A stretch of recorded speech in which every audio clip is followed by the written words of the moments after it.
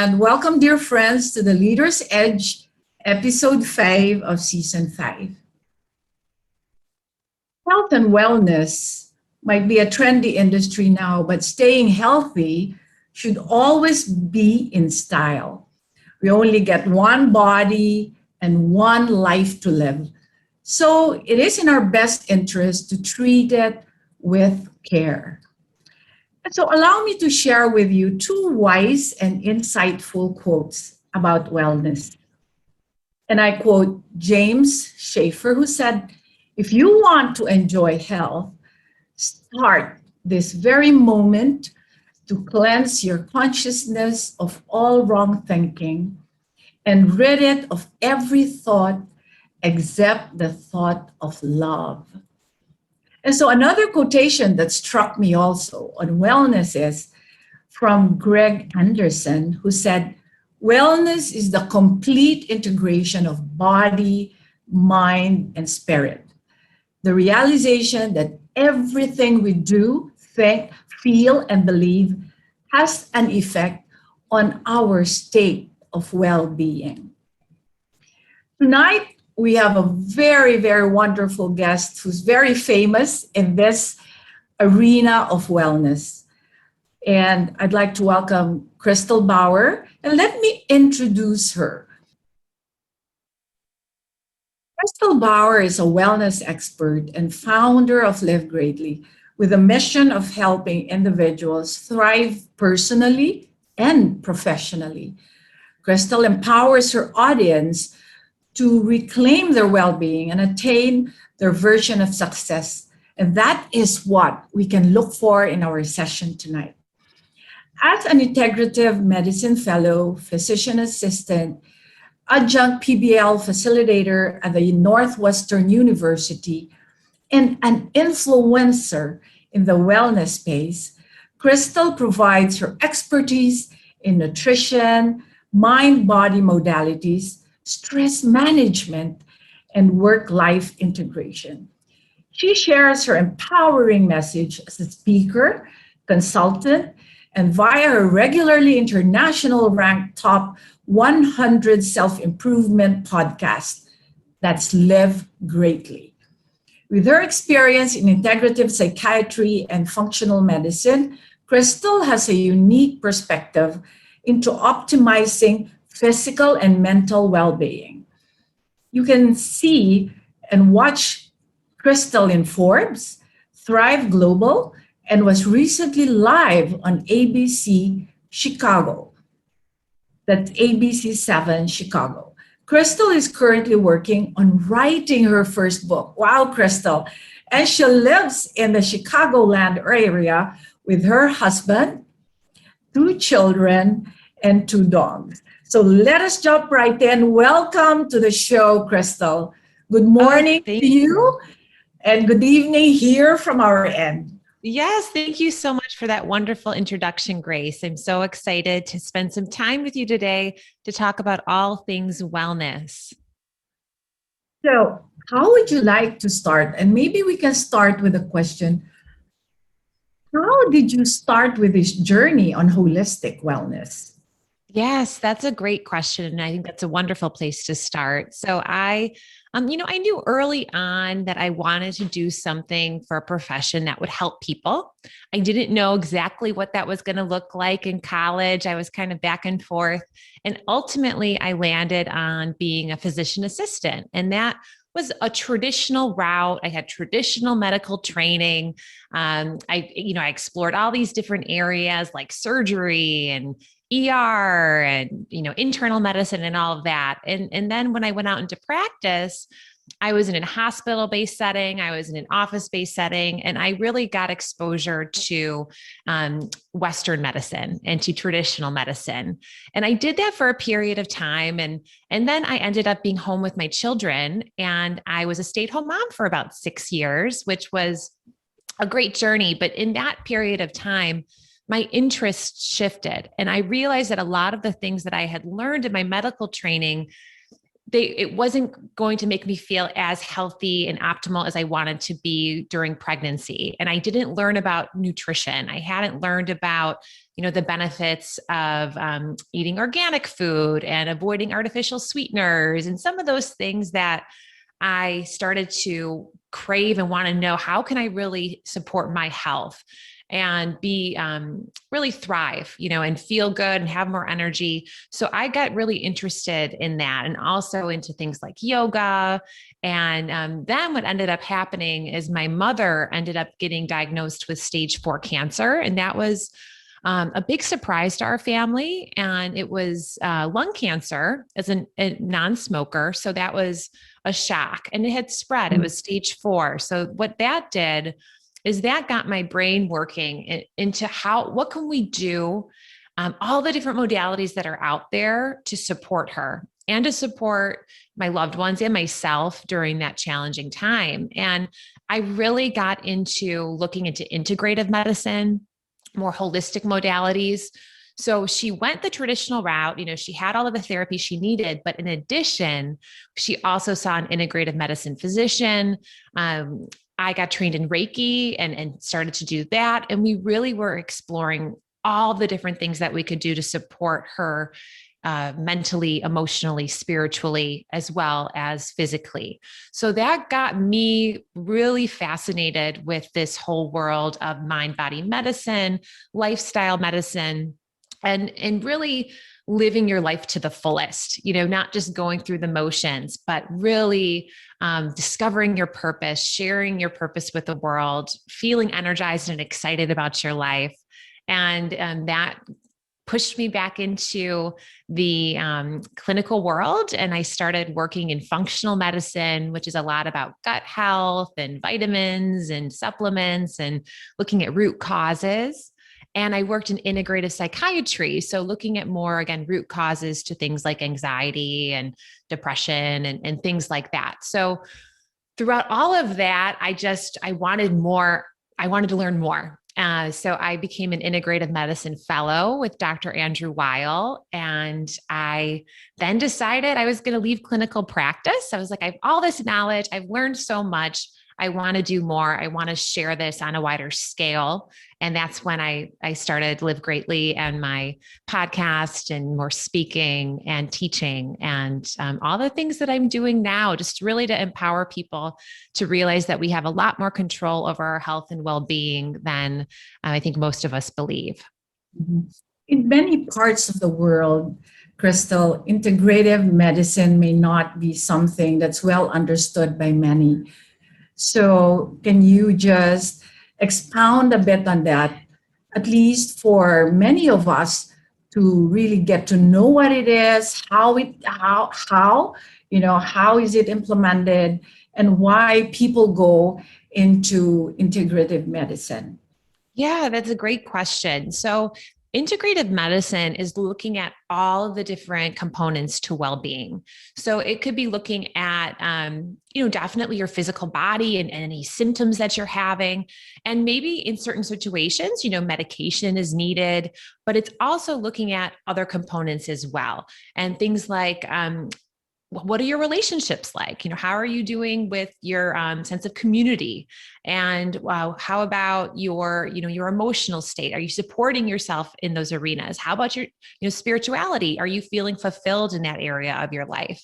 And it really has a strong stress on things like nutrition and lifestyle and sleep and stress management, understanding that there is this strong mind-body connection. So if you are under chronic stress, if your relationships are struggling, if you're not sleeping well, if you're eating a lot of inflammatory foods, all of that could be contributing to whatever symptom it is you go in to see your healthcare provider for, right? So, and unfortunately, what I saw a lot of in traditional Western medicine is someone would come in with a symptom and the visits would be short. And so it would be, okay, well, here's a medication for your symptom. And then you get on that medication and maybe you're a little better, but then some other, sometimes you get side effects. Sometimes this happens, that happens, and you're not always getting to the root cause of what the problem is. So if someone comes in with trouble sleeping, for example, well, there's so many reasons why you could be having trouble sleeping. Correct. So instead of just saying, here's a medication to sleep better, it's looking at, well, what can we do to adjust your lifestyle? Do you need support with stress management? Do you need to maybe exercise more during the day? What are you eating? All those things that can feed into it. So we're really looking to support an individual holistically on all levels and using the resources that we have. And that very well could be medication, but it also could be something like maybe acupuncture, or maybe it's, recommending that you add more plants to your diet and get more sunlight exposure. And, so there's just all these different layers that go into it. Mhm. So if one would, let's say one is physically fit, let's just assume that, but would like to be better physically, how will one jumpstart, thinking to be better, and first on the physical aspect of well-being? Great question. I think a lot of times this can be an overwhelming subject for people because, we can have big goals for ourselves, but if you are not someone who's already a very active person and you set a goal that is like a really big goal, it can be hard to achieve. So I really think what helps people is to make these small, approachable goals to get the momentum building. Because if you are able to accomplish something, that makes you feel really good. And that gives you the incentive to keep at it, so then it turns into a habit.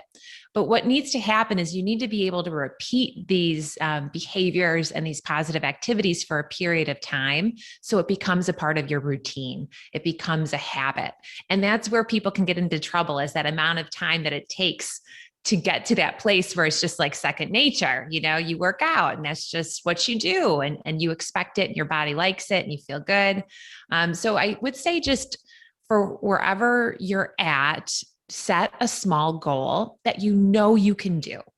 So don't make it, you can have the big vision for your life and the big vision, that's great. But for like the practical daily goal, make it something you can fit in. So if that is, I'm going to go for a 5-minute walk today, if that's where you're at, set that goal, do that, and then you can build from there. So I really think it's just being kind to ourselves and making sure we can do things to get that momentum going, because it all starts with one small step.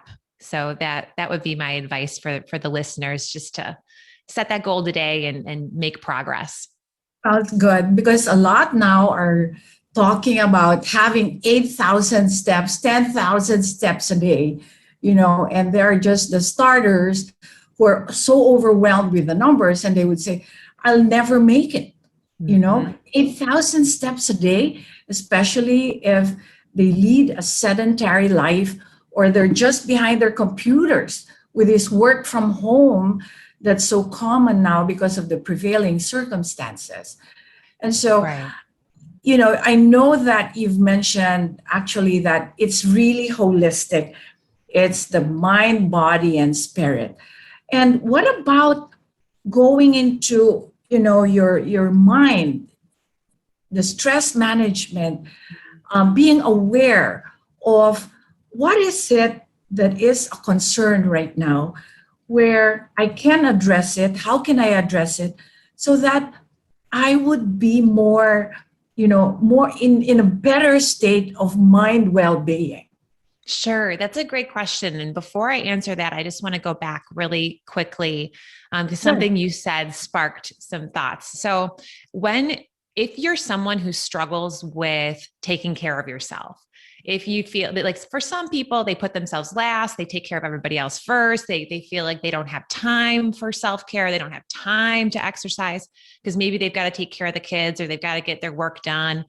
But what I would strongly suggest, if you are someone who falls into that category, is to start linking your well-being and that time for exercise and taking care of yourself to things that you really care about. So if you're someone who, like, family is everything to you, then make sure you're starting to link that exercise in the morning to being more energized and healthy for your family, because that like little shift can make you get that momentum and incentive to do it when you're setting your intention like, oh, it's not just about me. It's so that I also can show up for my family, or if career is really important to you, so that I could show up and be more productive today for my job.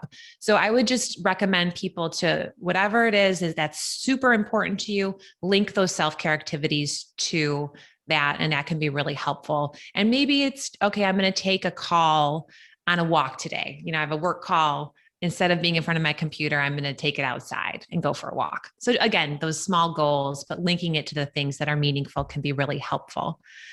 So now going into this stress management piece.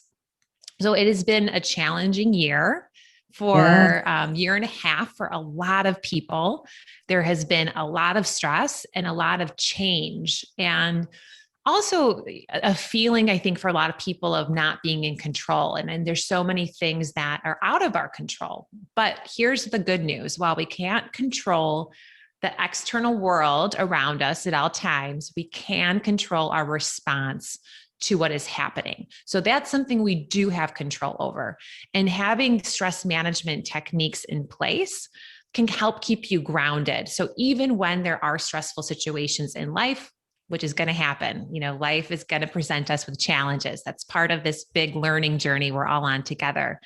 And you can control your response by training your brain, by working with your breath, by practicing meditation. All of those things help your nervous system come back into balance more quickly, and it helps build resiliency. So our fight or flight response, which is our sympathetic nervous system, that can get activated when we're under a lot of stress, and our bodies can think that we're running from a lion, even though there's not an actual lion in sight. That our bodies respond by releasing things like cortisol. And what we can do to support ourselves during these times is to activate our parasympathetic nervous system. And that is like the rest, the calm part of our bodies that can make us feel better, can make us feel more grounded. So if you are working all day and you're on your computer, or maybe you're running after your kids and you're just go, go, go, and there's a lot of stuff going on, it's so incredibly important that you take little breaks throughout the day to recharge and to reboot, because otherwise your brainwave patterns can start to get kind of in this stress state. Your body then will respond, and then that can become kind of a habit. Your body will it'll be in default in this stress state. So taking time to breathe, to meditate, to be out in nature, those are incredible things that we can do regularly to really support ourselves, to be healthy in our minds and in our bodies. Totally agree, Kristel. And so what struck me there is earlier you talked about self-care, and I'd relate that to, it really has to start with ourselves. And pretty interesting would be meditation.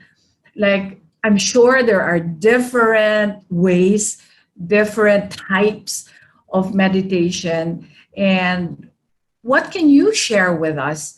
I mean, I'm a simpleton, and we have some simpletons out there, and they would say, how will I start meditating in the midst of all this chaos? So what should I do? Yeah, good question. And this can be a challenge. And I have been there myself.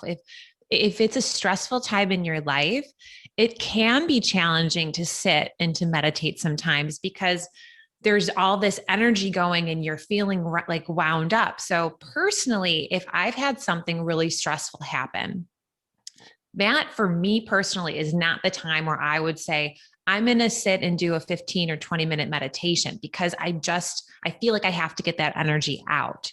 So for me, in those times, that's when I exercise. That's when I would go outside. I'd go for a run. I'd get that energy out. Then I'd come back in and I'd meditate after. So it's like I need to get rid of that excess, all the stress hormones that are floating around in there.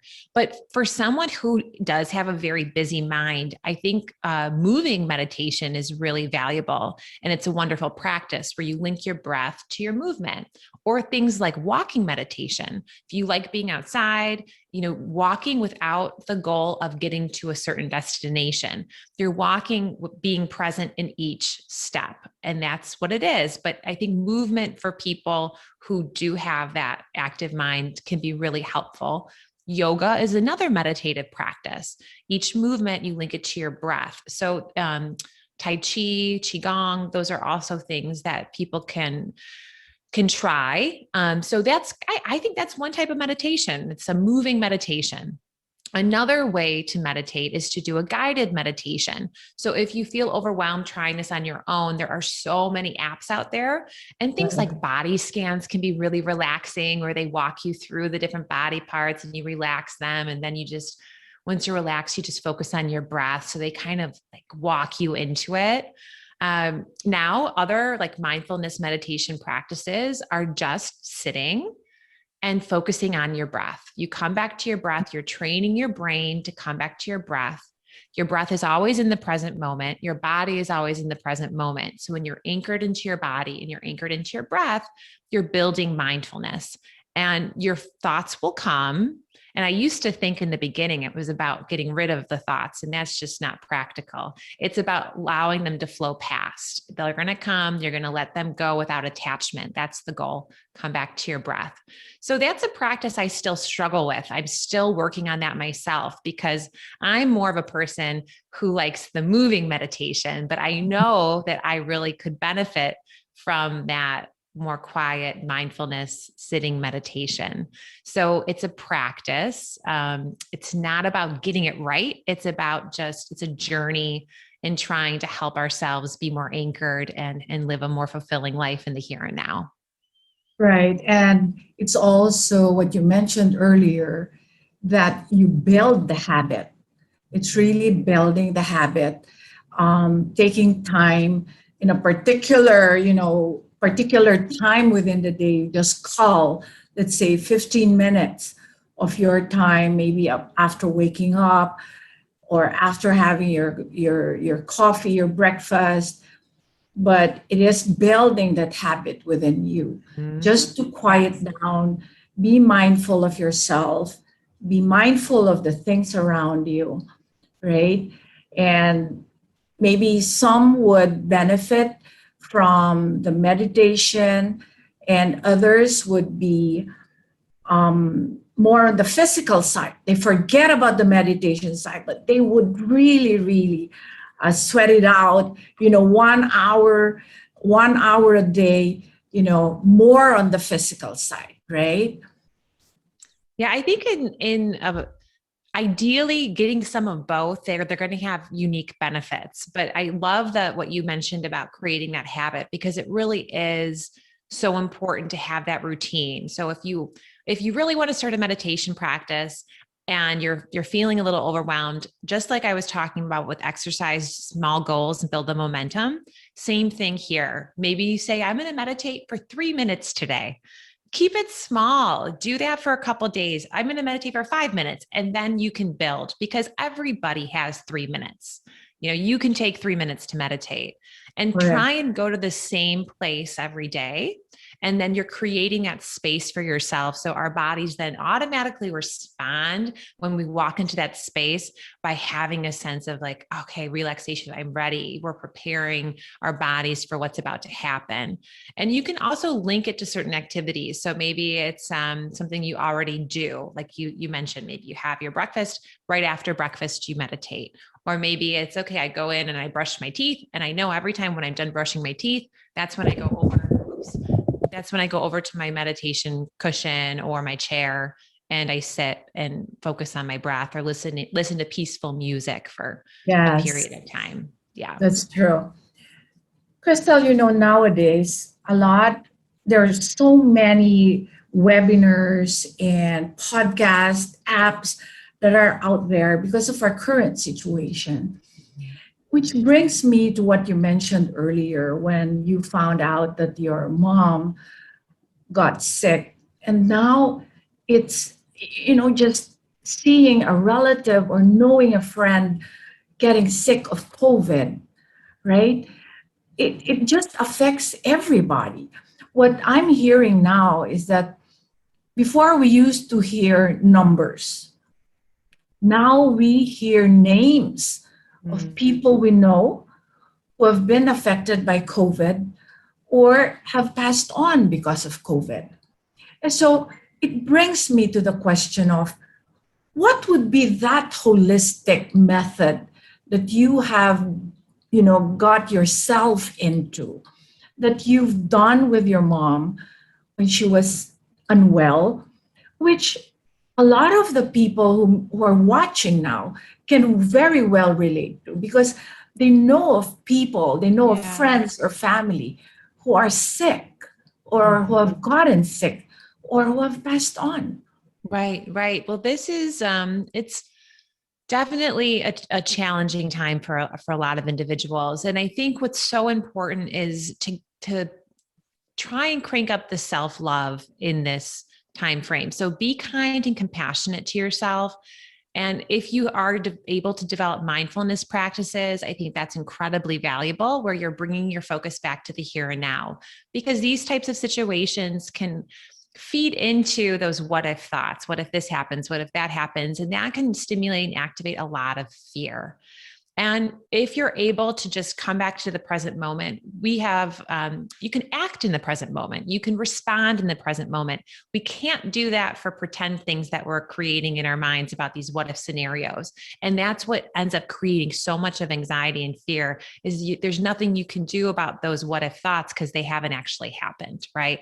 So bringing your attention back to the here and now and asking, is there anything that I can do right now? If so, to help the situation, then you do that. And that gives you a sense of control. So mindfulness practices, self-love, and also for me, what helps is just, I think, tapping into something greater than yourself, a deeper meaning behind things and a purpose, and just having faith that, there's a reason why things are happening. And I think that's going to be very unique for each person, depending on their spiritual beliefs. But that really anchored me, is just having that sense of, okay, we're all here to learn. We're all growing. We're all learning. What can I learn from this situation? How can I show up as the best version of myself right now? How can I grow from this?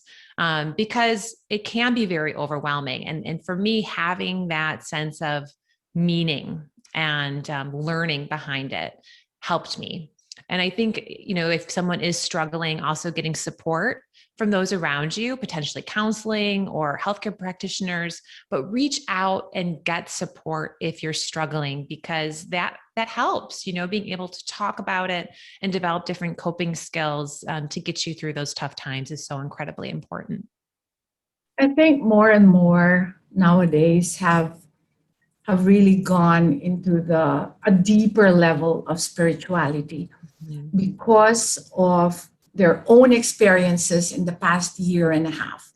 In fact, many would attest that before the COVID, there was no sense of spirituality within them. But because of what happened in the past year and a half, then it was something that they can say actually was something good that COVID did to them, was to build that level and the journey of spirituality. Can you talk more to us about that?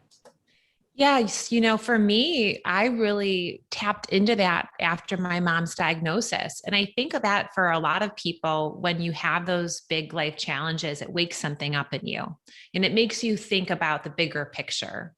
And for me, it was about, okay, well, none of us know how much time we have here, right? And so it was a reminder to me to really live my life to the fullest and to not let these fears and fear of judgment, fear of failure, and those types of things hold me back. And I felt like I just really wanted to go for it. And I wanted to learn and explore my talents so I could share it with the world. And it helped me also from a sense of self-compassion, where I see we're all learning different things. We all have unique challenges, and that's the human experience. Human experience will present us with challenges and suffering and things that we have to overcome. But it's really, well, what are we going to do with those challenges? How are you going to respond to what life has presented to you? And you could take that and you can grow and you can try and do really great things from that. Or, in certain situations, it can make you go the other direction. So for me, I was like, I know this is a hard time, but I really want to take this and try and grow, right? And use that and live my life more fully, be more present, try and be more present with my family, with my kids, and to be kinder to myself. So I think it was a journey for me. And I'm sure with COVID, it has woken up that desire, because I think we all have that desire to have more meaning in our life, right? And to really feel like we are sharing our purpose or whatever it is that we're all here to do. So meditation helps me with that, like tuning into that quiet space, being out in nature. And that really helped me feel more connected and more connected to something greater than just myself. Mhm. We can link meditation with spirituality, right? Because spirituality is not only based on your religion, it's not only based on being prayerful rather, Mm-hmm. but really, being mindful of yourself, of the people around you, building your sense of self-awareness and sense of others too. So Mm-hmm. that would all fall under the level of spirituality if we talk about body, mind, and spirit. Is there anything else that you think you can share with us that would also belong to that facet of wholeness and well-being, that is the spirituality? I think connecting with nature is a spiritual practice. Yes. So I think the idea of spirituality for some people it can turn them off a little bit. Some people embrace it and other people are like, oh, I don't want to go down that path. So I think if you expand your view of what spirituality means, it's not a particular religion, right? It's not like you're Right. this, you're that. It's really just being connected to something more than you. So if you are out in nature and you feel peaceful and, that would be a spiritual practice, is to be going out in nature and going for walks or going on hikes or going to national parks. So I think it's just doing something that makes you feel peaceful and connected, And with some, um, being peaceful and connected would really be more on building their prayer life, Right. right? So it can come in different forms, in different ways. It really depends on what would fit best for you and make you become better and, become more holistic in terms of your wellness and well-being. Right. Okay. I totally So, agree with that. I think it's a journey that everyone needs to take for themselves to see what resonates with them and what feels right, because there's many different paths to get to one place, so that place of peace and feeling connected, it may look different for me than for you or the listener. So it's really just getting out there in the world and trying these different things to see what works and what resonates with you. and Crystal, you're aware that there are so many things that are going on right now in terms of podcasts, as what I mentioned earlier, and talks on mental health and well-being. It's all over. So, what would you say would be the differentiator of Live Greatly?